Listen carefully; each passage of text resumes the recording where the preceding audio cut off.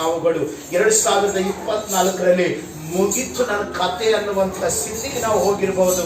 ಆದರೆ ದೇವರು ನಮ್ಮನ್ನ 2025ರಲ್ಲಿ ಕಾಲಿಡುವಂತೆ ತನ್ನ ಕೃಪೆಯನ್ನು ತೋರಿಸಿದ್ದಾನೆ. Hallelujah, hallelujah.